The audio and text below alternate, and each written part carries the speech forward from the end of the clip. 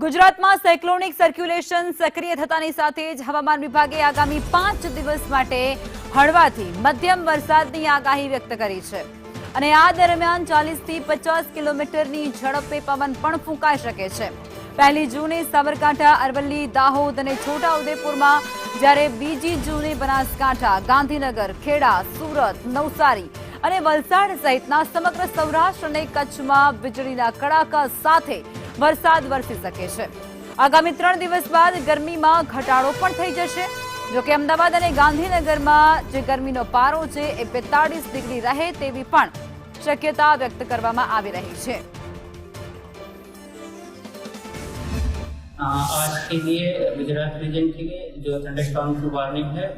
और साथ में जो विंड स्पीड होगी वो 50 से 60 किलोमीटर के आसपास रहने का पूर्वानुमान है। और सौराष्ट्र और कच्छ रीजन में आज के 40 से 50 किलोमीटर पर आवर के आसपास की विंड की स्पीड चलेगी थंडरस्टॉर्म के टाइम। और डे 2 से लेकर डे 4 तक के लिए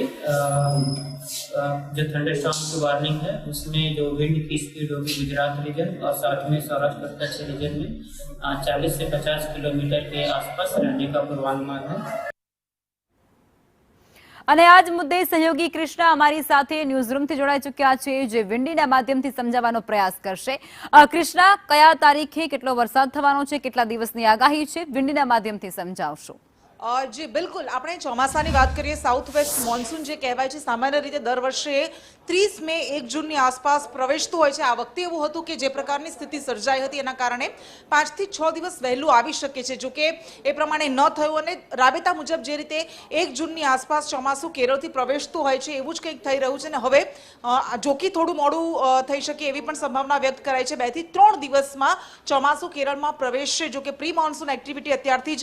દેશના અલગ અલગ ભાગમાં શરૂ થઈ ગઈ છે, પરંતુ આજે અમે આપને બતાવી રહ્યા છે અરબી સમુદ્રમાંથી આ સાઉથ વેસ્ટ મોન્સૂન છે જે કેરળમાં સાનુકૂળ પરિસ્થિતિ સર્જાઈ ગઈ છે અને હવામાન વિભાગ તરફથી જે પ્રકારે કહેવામાં આવ્યું છે કે 2 થી 3 દિવસમાં ચોમાસું ધીમે ધીમે અહીંયા કેરળમાં પ્રવેશશે અને આ જે આખો સાઉથ કોસ્ટ છે, જે વેસ્ટ કોસ્ટ કહેવામાં આવે છે, વેસ્ટર્ન ઘાટ તરફના એરિયા છે, ત્યાં વરસાદ વરસવાનો શરૂ થઈ જશે। અત્યારે પણ કેટલાય ભાગોમાં વરસાદ વરસી રહ્યો છે, પરંતુ એ આધિકારિક ચોમાસામાં જે વરસતો વરસાદ હોય છે એ નથી, એ પ્રી મોન્સૂન એક્ટિવિટીના ભાગરૂપે વરસી રહેલો વરસાદ છે। અને આ તમે જે દ્રશ્યોમાં જોઈ શકો છો, આ જે આખો બ્લુ પાર્ટ છે એ બધા જ એરિયા છે, એ મેંગલુરુ, કન્નૂર, કોઈમ્બતુર, કોચી, મદુરાઈ, નાગરકોઇલ, આ બધા એ વિસ્તારો છે કે જ્યાં વરસાદની આગાહી કરવામાં આવી છે અને વરસાદ વરસી રહ્યો છે। આ ઉપરાંત હવે આપણે ગુજરાતની વાત કરીએ તો ગુજરાતમાં અત્યારે